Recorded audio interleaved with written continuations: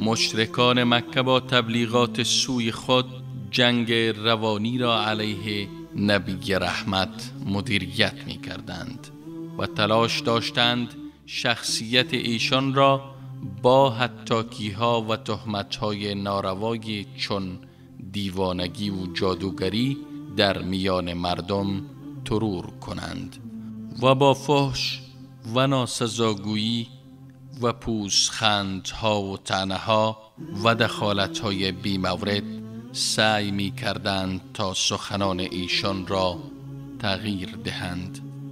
در کنار این جنگ تبلیغاتی گسترده، با وجود حمایت همه‌جانبه ابو طالب و بنی هاشم، از شکنجه فیزیکی ایشان نیز دریغ نمی‌ورزیدند.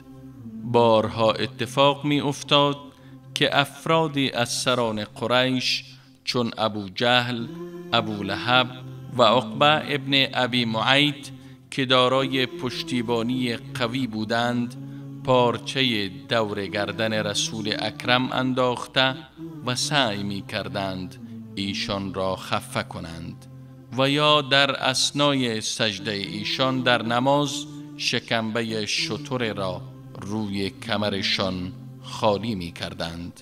البته پس از وفات ابو طالب بر روند این آزار و اذیت‌های مشرکان افزوده شد.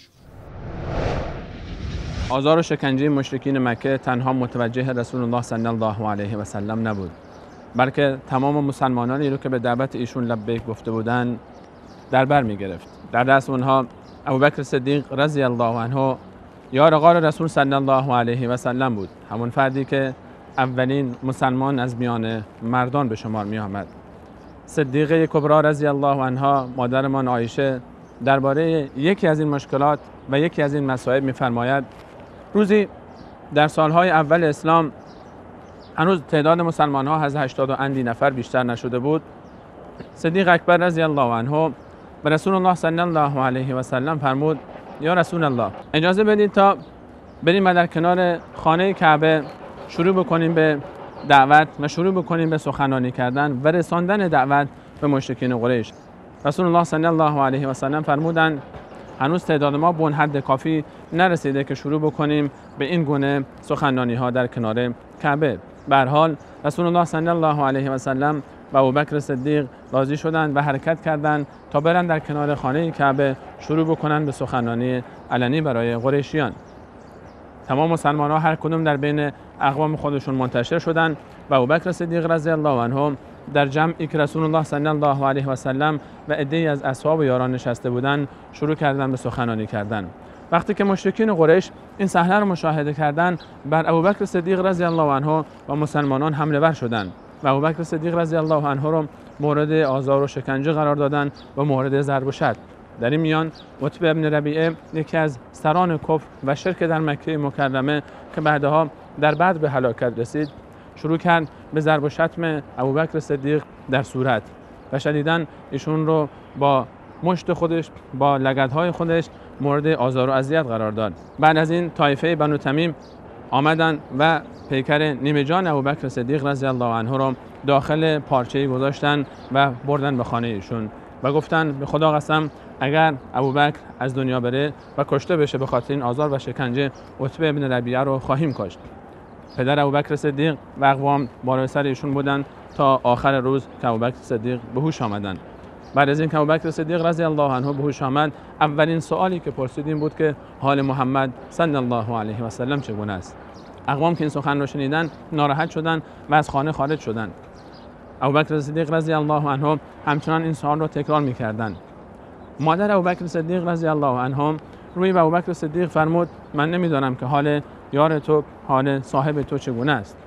ابوبکر صدیق رضی الله عنه فرمود که برو پیش ام جمیل بنت خطاب، دختر خطاب، و از او بپرس که حال محمد صلی الله علیه و سلم چگونه است. ام جمیل بانویی بود که مسلمان شده بود و اطرافیان هنوز خبر نداشتند. مادر ابوبکر صدیق وقتی که پیش ام جمیل رفت و جریان رو به اطلاع داد و این سوال رو مطرح کرد که پسرم ابوبکر میپرسه که حال محمد چگونه است، او در جواب گفت: من نه پسر تو رو میشناسم و نه محمد رو، اما حاضر هستم که بالای سر پسر تو حاضر بشم. ام جمیل به همراه مادر ابوبکر صدیق آمدن به خانه ابوبکر صدیق رضی الله عنه. ام جمیل وقتی این وضعیت رو دید، وقتی پیکر نیمه جان ابوبکر صدیق رضی الله عنه رو دید، به خاطر اینکه از مادرش دلجویی بکنه و به خاطر اینکه به نحوی دل مادر رو هم به دست بیاره، فرمود به خدا قسم کسانی که تو رو به این روز انداختن کافر و فاسقن. بعد از اون ابوبکر صدیق رضی الله عنه از حال رسول الله صلی الله علیه و سلم جویا شد. ام جمیل خطاب به ابوبکر صدیق فرمود مادرت اینجاست و اطلاع خواهد یافت. گویی میخواست غیر مستقیم بگه که مادر تو از ایمان من بی اطلاع و من بیم دارم و هراس دارم که جوری اون این مسئله رو مطرح بکنم و اون مطلع بشه. ابوبکر صدیق فرمود مادرم از خود ماست، بگو و نگران نباش. ام جمیل گفت رسول الله صلی الله علیه و سلم حالشون خوبه و در خانه ارقم به سر میبرن. ابوبکر صدیق تقاضا کرد تا ایشون رو ببرن به پیش رسول الله صلی الله علیه و سلم. مادر ابوبکر اصرار داشت تا چیزی میل بکنن، اما ابوبکر صدیق به خاطر محبتی که با رسول صلی الله علیه و سلم داشت تا به حال رسول الله صلی الله علیه و سلم رو از صبح ندیده و نگران و پریشان و مضطربه، چرا که رسول الله صلی الله علیه و سلم هم مورد هجوم و آزار و شکنجه قرار گرفته بودند. این محبت باعث شده که ابوبکر لب به غذا نزنه. هنوز گفت به خدا قسم لب به آب و نان نخواهم زد تا وقتی که رسول الله صلی الله علیه و سلم رو نبینم. مقداری صبر کردن تا همه جا رو تاریکی فرا گرفت و تا مردم در خانه‌های خودشون به استراحت پرداختن و بعد دو پهلوی ابوبکر صدیق رو گرفتن و او رو به خانه ارقم رسوندن. وقتی که رسول الله صلی الله علیه و سلم ابوبکر صدیق رو گرفت، ایشون رو در آغوش خود فشرد و بوسید و صحابه و مسلمانان دور بر ایشون جمع شدند. ابوبکر صدیق رضی الله عنه وقتی که به چهره نازنین رسول صلی الله علیه و سلم نگاه کرد، گویی در چشمان رسول صلی الله علیه و سلم نگرانی و محبت نسبت به ابوبکر صدیق رو که در این وضعیت او رو میبینه، در این وضعیت نگران کننده، در این پیکر نیمه جان او رو میبینه، نگران اوست، درک کرد و فرمود یا رسول الله هیچ مشکلی ندارم، فقط اون ضرباتی رو که عتبه به سر صورت من وارد کرد مقداری من رو اذیت میکنه. ابوبکر صدیق رضی الله عنه در اون زمان از رسول الله صلی الله علیه و سلم تقاضا کرد تا برای مادرشون دعا بکنه و فرمود یا رسول الله مادر من نسبت به من محبت زیادی داره، مادر من انسان متینی است، مادر من مادر دلسوزی است، برای ایشون هم دعا بفرمایید تا الله تعالی قلب ایشون رو هم به اسلام هدایت بکنه. رسول الله صلی الله علیه و سلم برای مادر ابوبکر دعا کردند و الله توفیق ایمان رو بهشون نصیب کرد و ابوبکر صدیق خوشحال بود از اینکه مادرش هم به دایره مسلمین پیوست.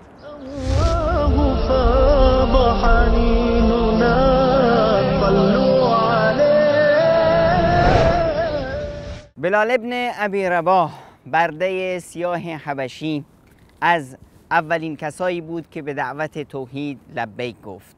از اولین 7 شخصی که دعوتشون رو علنی کردن بلال بود. بلالی که خداوند متعال ارزش اون رو بالا برد. بلالی که در مکه چون یک کالا خرید و فروش میشد در نزد خداوند با ارزش بود. عمر ابن خطاب همیشه میگفت که ابوبکر سیدنا و قد اعتق سیدنا. به ابوبکر سرور و آقای ماست و سرور و سید ما بلال رو آزادی بخشیده. بله، این بلالی که در مکه هیچ ارزشی نداشت در نزد مؤمنان چنین با ارزش شد. نه تنها در نزد مؤمنان، در نزد خدای رحمان. پیامبر اکرم صلی الله علیه و سلم در شب معراج صدای پای بلال رو تو بهشت میشنید. اومد گفت بلال تو چی کار میکنی که صدای پای تو من در بهشت شنیدم؟ این بلال بزرگ زاده این دعوت توحید است. بلال چون ایمان آورد، اون سیدش که امیة ابن خلف نام داشت اونو بسیار بسیار شکنجه کرد. میداد دست دیوونه های مکه، دست بچه ها دست و پاشو میبست، گردنشو با طنابی میبست، میومدن روی این صخره ها، روی این کوه ها بلالو میزدن، تازیانه میزدن، سنگ میزدن و بلال تنها یک کلمه رو بر زبان می آورد: احد احد احد احد.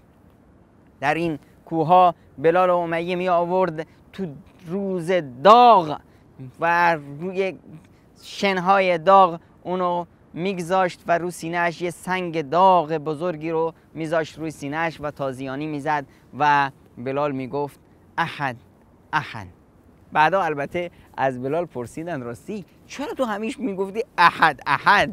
خب خداوند اسمای دیگه ای هم داره.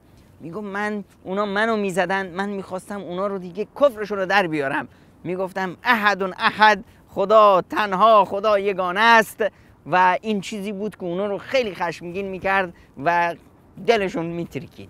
بله، این بلال چنین استقامت ورزید و از جمله پایه‌های اساسی دعوت اسلام شمرده شد. بلال و امثال بلال زیربنای اولین دعوت توحید و دولت اسلام بودند. آزار و شکنجه مشرکان قریش، تهدیدها، ضرب و شتمها، طرد کردنها هرگز باعث نمیشد که جوانانی که در مکه زندگی میکردند از اینها بترسند و به دامن اسلام گرویده نشند و به سمت رسول الله صلی الله علیه و سلم مشتاقانه حرکت نکنند. یکی از این جوانان که در یک خانواده بسیار مرفه و بسیار ثروتمند بزرگ شده بود، مادری داشت که او رو بسیار دوست داشت، مادری که ثروت بسیاری رو به ارث برده بود، جوان زیباروی مکه، کسی که رسول الله صلی الله علیه و سلم درباره او فرمود من گیسوانی زیباتر از گیسوان او، لباسی زیباتر از لباس او و مرفهی مثل او رو در مکه ندیده بودم. همون جوانی که در خاندانی از رفاه و آسایش بزرگ شد، در قصری از رفاه و آسایش رشد کرد و نمو کرد، همون جوانی که در شهر مکه وقتی حرکت میکرد بوی عطری که استعمال میکرد تا مدتی در کوچه و خیابانهای مکه باقی میموند، همون جوانی که مردم از بوی عطری که در کوچه و خیابانها میپیچید او رو میشناختن که فلانی چند مدت قبل از این کوچه گذر کرده و از این خیابان گذشته. همون جوان مصعب ابن عمیر روزی به رسول الله صلی الله علیه و سلم ایمان آورد. مصعب با وجود اینکه تمام مظاهر رفاه رو در زندگی داشت، با وجود اینکه از طرف مادرش بسیار مورد محبت قرار می گرفت، با وجود اینکه بسیاری از مردم مکه رو شیفته و شیدای خودش کرده بود، اما در درون خودش اون آرامشی رو که لازم داشت هنوز حاصل نکرده بود. اما روح او آروم نبود، اما قلب مصعب هنوز به اون التیامی که باید میرسید نرسیده بود. تمام ثروت‌های مادی، تمام لباس‌های فاخر، تمام زیبایی و حسن و جمالی که داشت سبب نشده بود تا قلبش آرام بگیره، تا خاطرش آرام بشه. یک بال برای پرواز داشت اما بال دیگرش هنوز ناقص بود، بال دومش شکسته بود، نمیتونست پرواز بکنه، روحش در قفس اسیر بود و آمادگی پرواز رو نداشت. روزی خبری رو که شنیده بود رسول الله صلی الله علیه و سلم در مکه مکرمه، جوانی که در تمام فضایل از او بالاتر بود، محمد صلی الله علیه و سلم، شروع کرده به رساندن دعوت توحید و عده‌ای مسلمان شدن. با تمام ترس و لرزی که از طرف مادر خودش داشت و از او میترسید، با تمام مشکلاتی که از طرف قریش مواجه بود و میدونست که حرکت کردن به سوی محمد صلی الله علیه و سلم یعنی پشت کردن به تمام داشته ها، روی کردن به رسول صلی الله علیه و سلم یعنی قطع رابطه با تمام مشرکین و اشراف قریش، روی کردن رسول صلی الله علیه و سلم یعنی قدم گذاشتن در یک زندگی جدید، زندگی که مصعب هنوز با اون عادت نداشت، زندگی که مصعب هنوز با اون زندگی در طول حیاتی که داشت آشنا نشده بود. مصعب تا حالا گرسنگی نکشیده بود، مصعب تا حالا لباسهای فاخر خودش رو ترک نکرده بود، مصعب تا حالا از خانه و خانواده خودش دور نشده بود، مصعب تا حالا بیمهری و دشمنی اطرافیان رو ندیده بود. مصعب میدونست که ایمان به رسول صلی الله علیه و سلم تمام شکل زندگی او رو تغییر خواهد داد، اما هرگز این امور، این تهدیدها سبب نشد تا از ایمان به رسول صلی الله علیه و سلم باز بمونه. اون انرژی درونی، اون نداشته های درون، اون کمبود و فقدانی که در روح خودش احساس میکرد سبب شده بود تا با قدم های لرزان پای برداره در میان میدان خطرناکی که قریش در مکه مکرمه از تهدید و زور و شکنجه ایجاد کرده بود به سوی رسول صلی الله علیه و سلم. با وجود تمام مشکلات، تمام سختی ها، تمام تهدیدها، مصعب به سمت رسول صلی الله علیه و سلم رفت و ایمان آورد. ایمان مصعب به رسول الله صلی الله علیه و سلم سبب شکنجه هایی شد که مصعب در طول زندگی خودش تا حالا با اونا آشنا نبود. گرسنگی ها، فرار از خانه، هجرت، شرکت در جنگ های مختلف، نداشتن غذا برای خوردن، پوشاک مناسب، همه اینها بخشی از مشکلاتی بود که مصعب در راه اسلام تحمل کرد. بعد از اسلام مصعب مادرش اون رو در خانه اسیر کرد تا دست برداره از ایمانش، اما مصعب به راحتی این رو قبول نکرده بود، به راحتی ایمان نیاورده بود که به این سادگی به خاطر مال و مقام، به خاطر جاه، به خاطر رفاه اون رو ترک بکنه. گرچه جسم مصعب آرام نبود، اما روح مصعب، اصل وجود مصعب آرام گرفته بود. قبل از اون جسم مصعب در رفاه کامل بود، اما روح مصعب پریشان بود، روح مصعب نگران بود، روح مصعب در قفس گیر بود. امروز جسم مصعب در قفس رفت، اسیر شد، در زندان رفت، اما روحش آزاد شد، روحش حرکت کرد، روحش پرواز کرد، روحش بستانی رو پیدا کرده بود که در اون راحت به تماشا میچرخید. روح مصعب رضی الله عنه گلستانی رو پیدا کرده بود که در اون میرفت و میگشت و از عطر راحی گلستانی که داشت استفاده میکرد، نه از اون عطرهایی که قبلا فقط به لباس خودش میزد. اگر مصعب قبل از اسلام عطری رو به لباس خودش میزد تا اطرافیان استفاده بکنن، امروز با ایمان عطری رو در وجود خودش آورد که تمام عالم استفاده میکنن. مصعب لباس فاخر اشرافی خودش رو در آورد و لباس زیبا و گرانبهای ایمان رو به تن کرد. مصعب خانه‌ای رو که داشت، قصر ظاهری رو که داشت، فراموش کرد و ترک کرد به امید قصرهایی که الله تعالی در بهشت برای اون آماده کرده بود. مصعب محبت رسول الله صلی الله علیه و سلم، پدر بزرگوار امت رو بر محبت مادر خودش ترجیح داد. مصعب به تمام داشته‌های خودش پشت کرد به امید دستیابی به داشته‌هایی که هرگز نداشت، به امید دستیابی به عزت و شرف حقیقی، به امید دستیابی به آسایش روح و روان. مصعب رضی الله عنه بعد از این که ایمان آورد و در خانه اسیر شد، منتظر فرصتی بود تا از خانه فرار بکنه. مصعب از خانه فرار کرد، در هجرت حبشه اول حرکت کرد، به سمت حبشه رفت، مکه رو رها کرد، خانه رو رها کرد، قصر مکی که داشت رها کرد، مادر خودش رو رها کرد، آسایش و آرامش خودش رو رها کرد. دیگه از اون لباسهای فاخر خبری نبود، دیگه از اون عطرهای گرانبها اثری نبود. مصعب کارش به جایی رسید که سعد بن ابی وقاص رضی الله عنه می‌فرمایند به والله خوب به یاد دارم که مصعب پوستش به مانند پوست ماری از بدنش تیکه تیکه میافتاد. مصعب در حبشه هجرت رو قبول کرد، گرسنگی رو قبول کرد، تشنگی رو تحمل کرد، فقط به خاطر الله، به خاطر دینش، به خاطر باورش، به خاطر اعتقادش. مصعب نمونه یک انسان اشراف زاده است. مصعب نمونه یک جوان اشرافی است که در لای پر قو بزرگ شده بود. مصعب نمونه یک مرفه بی‌درده که در اسلام آمد و معانی رفاه رو تغییر داد. مصعب جوانی است که به جوانان هم نوع خودش، به اون کسانی که در رفاه بزرگ شدن، به اون کسانی که هنوز معنای سختی، معنای مشقت، معنای تهدید رو نچشیدن، اون کسانی که زندگی برای اونها همیشه سعادت و رفاه داشته، اون کسانی که حتی معنای گرسنگی رو نمیتونن تحمل بکنن و نچشیدن و نمیدونن و براشون بی مفهومه، برای اونها درس ها داشت، به اونها درس داد، به اونها یاد داد که بیاید خودتون رو به سعادت حقیقی برسونید، که بیاید خودتون رو از این زندان جسم آزاد بکنید، روح خودتون رو به پرواز در بیارید، خودتون رو اینجا منحصر نکنید. مصعب برای تمام جوانان زیبارویی که همیشه فقط به ظاهر خودشون میاندیشن، همیشه فقط به فکر این هستن که عطر زیبایی استعمال بکنن، مدل موی خودشون رو عوض بکنن، مدل لباس خودشون رو عوض بکنن، به اونها آموخت که بیاید مدل زندگی خودتون رو تغییر بدید، مدل باور رو تغییر بدید، بیاید و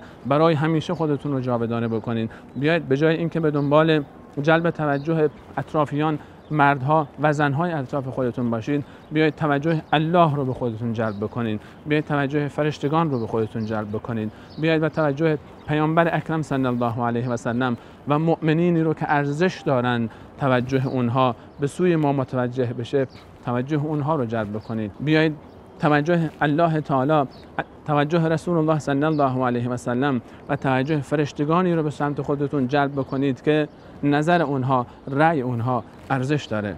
مصعب برای همه درس داشت. مصعب برای جوانان هم نوع خودش درس داد که هرگز از مشکلات راه نترسید، هرگز در راه رفاه خودتون رو گم نکنید. مصعب رضی الله عنه به درجه‌ای در اسلام رسید که رسول الله صلی الله علیه و سلم وقتی که در بیعت عقبه اول از مدینه منوره عده‌ای آمدند و از رسول الله صلی الله علیه و سلم درخواست کردند که نماینده‌ای را برای اونها بفرسته، این جوان زیباروی حکیم، این انسان باوقار، این انسان تیزهوش، صبور، این مجاهد نستوه رو به عنوان اولین سفیر اسلام فرستاد. با وجود اینکه اشخاصی مانند ابوبکر صدیق، عمر فاروق، عثمان ذوالنورین و علی مرتضی در امت بودند، اما رسول الله صلی الله علیه و سلم در مهمترین انتخاب دوران مکی تا اون زمان رسول الله صلی الله علیه و سلم نماینده‌ای میفرسته به مدینه منوره. این نماینده میتونه بستر مدینه رو فراهم بکنه برای هجرت اسلام از مکه به مدینه و در نقطه مقابل احتمال این هم وجود داره که اگر این شخص در اون شهر موفق نباشه و مدینه بسترش فراهم نشه، برای همیشه در مدینه، منطقه مدینه به روی مسلمین بسته بشه. رسول الله صلی الله علیه و سلم مصعب رو میشناسه، به مصعب ایمان داره، تغییر و تحول زندگی مصعب رو دیده، با چشمان مبارکش مصعب رو فرستاد و مصعب در مدینه تحول ایجاد کرد. مصعب رفت و بستر خشک مدینه رو به گلستانی تبدیل کرد. مصعب رفت و از مدینه تا مکه مکرمه بستر رو فراهم ساخت برای هجرت رسول صلی الله علیه و سلم. نهر رحمتی رو که از کنار کعبه در این سرزمین شروع شده بود تا مدینه منوره با خودش برد. مصعب رفت و در مدینه منوره، در تمام خانه‌های مدینه منوره بوستانی را انداخت، چشمه‌های از ایمان و محبت را جوشاند. مصعب رضی الله عنه سبب شد تا بستر مدینه فراهم بشه برای رسول صلی الله علیه و سلم و بعدها در سال دوم مصعب در جنگ احد پرچمدار مسلمین در جنگ احد بود و به شهادت رسید. مصعب در حالتی از دنیا رفت که رسول الله صلی الله علیه و سلم و اصحاب وقتی می‌خواستن ایشون رو کفن بکنن، کفنی برای دفنش یافت نمی‌شد. پارچه کفنی رو آوردن، اگر روی سر او می‌کشیدن پای او پنهان میموند، اگر روی پای او می‌کشیدن سر او پنهان میموند. مصعب همون جوانی که در مکه مکرمه گرانترین لباس‌ها رو می‌پوشید، در هنگام شهادتش در احد کفن برای پوشیدن نداشت. مصعب که از اشراف مکه مکرمه به حساب می آمد و از اشراف زادگان بود، در مدینه منوره در حالتی دفن شد که کفن کافی هم نداشت. خداوند از مصعب راضی باد. اللهم صل على سيدنا محمد وعلى آله وصحبه. خانواده یاسر از اولین خانواده هایی هستند که به طور کامل به دعوت توحید لبیک گفتند. یاسر اصلش از یمن بود، یکی از برادراش گم شده بود، با چند تا از برادراش اومدن به مکه، این طرفا دنبال برادرشون میگشتن. بعد یاسر در مکه ماندگار شد، برادرای دیگه رفتن با قبیله ابو جهل که بنی مخزوم بود با اونا همپیمان شد و ابو حذیفه مخزومی یک کنیزی داشت به نام سمیه، با کنیز ایشون ازدواج کرد و خداوند دو تا پسر به اینا داد، یکی یاسر و یکی عبدالله. بعد که اسلام ظهور کرد همه این خانواده به دعوت پیامبر اکرم صلی الله علیه و سلم لبیک گفتند. خب بنی مخزوم وقتی این حرفو شنید دیگه داغ کرد. ابو جهل که سرکردهشون بود خیلی عصبانی شد و بدترین شکنجه ها رو به خانواده یاسر و سمیه و عمار داد. و این خانواده خب پیامبر اکرم صلی الله علیه و سلم هم که کاری از دستشون بر نمی اومد، به هر حال اینها قدرت داشتن و پیامبر اکرم صلی الله علیه و سلم در قبیله بنی مخزوم حداقل کاری از دستشون ساخته نبود. این بود که پیامبر اکرم صلی الله علیه و سلم فقط تشویقشون میکردن صبرا آل یاسر فان موعدکم الجنه. آل یاسر، خانواده یاسر، صبر کنید که موعد شما بهشت برینه. اینجا بود که اینها هم صبر کردند. ابو جهل به اون درجه از حقد و کینه رسیده بود که نیزه برگرفت و زد به شرمگاه سمیه بزرگ و سمیه این افتخار رو به خودش برای خودش گرفت که سمیه بشه اولین زن شهید در اسلام، اولین خانومی که به شهادت رسید و اولین شهیدی که باید همه خانم ها تا روز قیامت، همه مؤمنان به او فخر کنند و افتخار کنند که سمیه به این بزرگی رهبریت یا افتخار شهادت رو برای خودش به دست گرفته. اینجا بود که بعد از اون هم یاسر شهید شد و بعد از اون هم عمار رو اینقدر شکنجه کردند که عمار کلا از هوش میرفت و هذیان میگفت و اونو مجبورش کردند که به پیامبر اکرم صلی الله علیه و سلم ناسزا بگه و تعریف کنه از بت‌های کافران. و عمار در اون شدتی که داشت، در اون بیحالی که بوده بود، همچنین هذیان گویان حرفای اونا رو تکرار میکرد و خودش احساس کرد که واقعا کار بسیار بدی کرده. اومد پیش پیامبر اکرم صلی الله علیه و سلم گریه میکرد که یا رسول الله من تباه شدم، من از بین رفتم. پیامبر خدا صلی الله علیه و سلم پرسیدن که عمار جون چی شده؟ گفت که بله اینجور شد که من مجبور شدم به شما بد بگم و از بت‌های اونا تعریف کنم. پیامبر خدا صلی الله علیه و سلم فرمودن هیچ اشکالی نداره. قلبت چطوره؟ گفت قلبم پر از ایمانه، قلبم سرشار از ایمانه. گفت که پس هیچ اشکالی نداره، اگر باز تو را مجبور کردن که حرفاشون رو تکرار کنیم باز هم تکرار کن. و این مصداق همون آیه کریمه بود که الا من اکره و قلبه مطمئن بالایمان.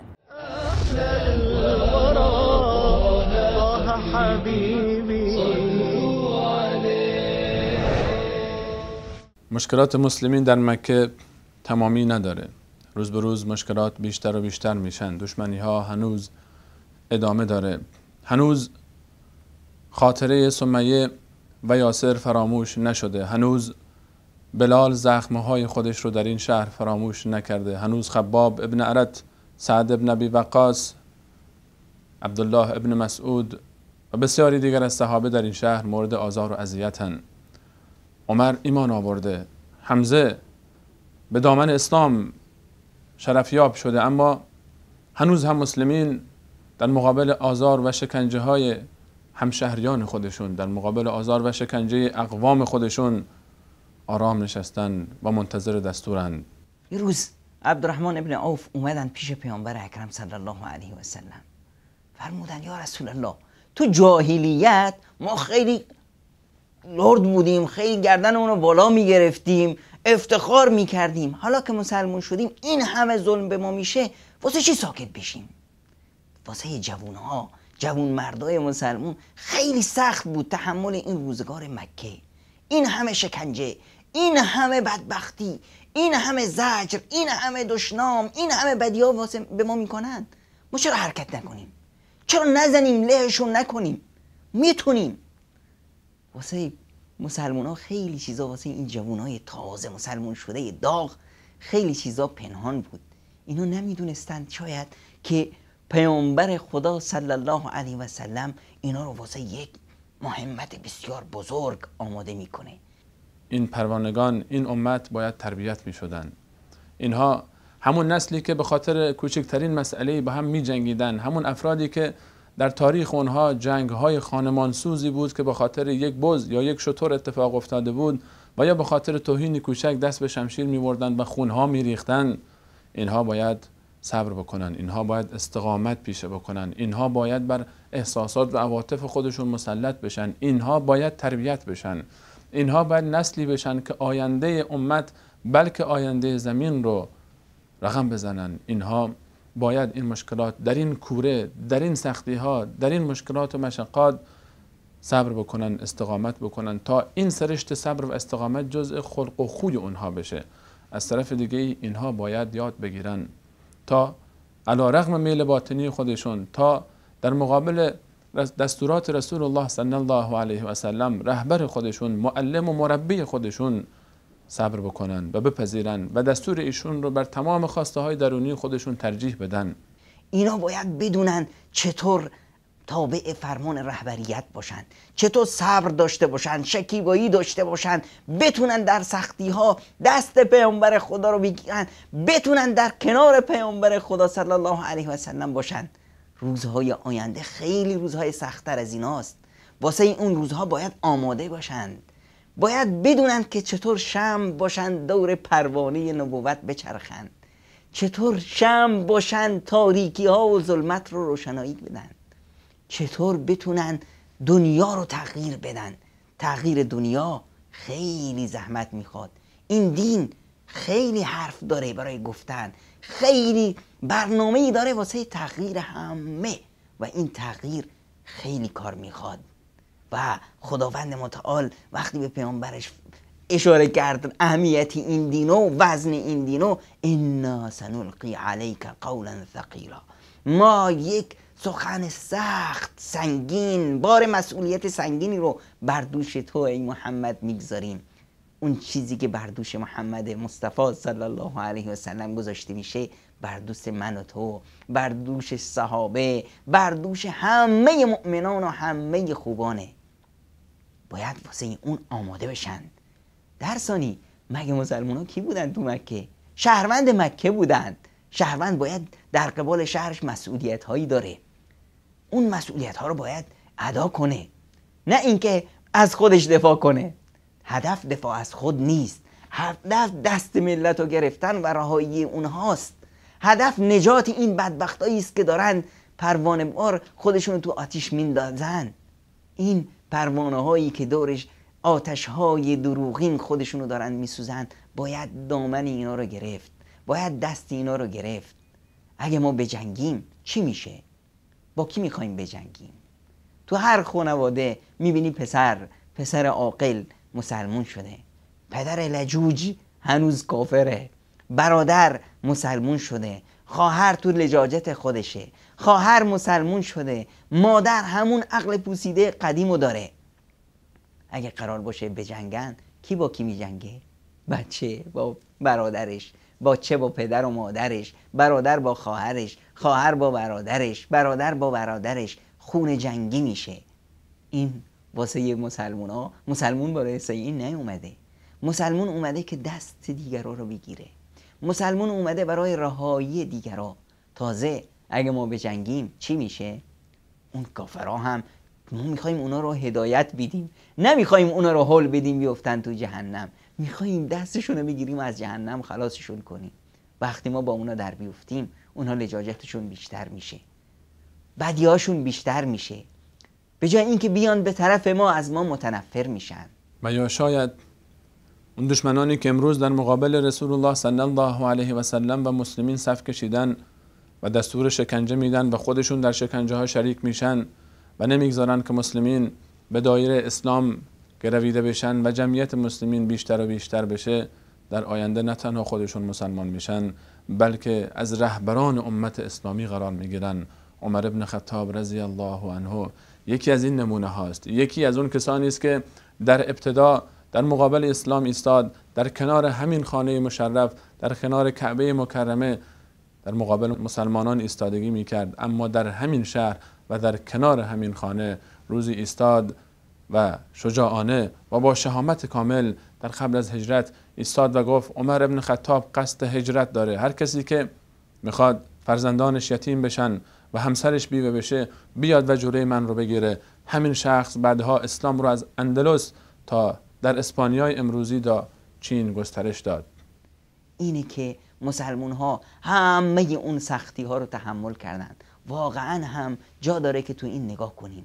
تو مکه اون جنایت ها میشن، تو مکه اون زن بزرگ سمیه به اون وحشتناکی که پاره میشه، یاسر به اون وحشتناکی کشته میشه، بلال اون شکنجه ها رو تحمل میکنه، عمار اون شکنجه ها رو تحمل میکنه، همه شکنجه، زندان، زدن، دشنام، بدی ها همه رو تحمل میکنند و پیامبر خدا و مؤمنان دست از پا تکون نمیدن. اما میبینیم وقتی که حکایت فرق خواهد کرد در مدینه، یه زنی گمنامی در بازاری که اصلا با اسم اون خانمه رو نمیدونیم، در بازاری از بازار یهودیا بهش اهانت میشه، پیامبره که لشکر کشی میکنه. پس هر جایی کار خودشو داره. برنامه خودشو داره. اینو میگن حکمت و دانایی پیامبر اکرم صلی الله علیه و سلم، میراث بزرگ مؤمنان که چطور در فکر ساختن جامعه خودشون باشن، نه در فکر انتقام گرفتن واسه خودشون.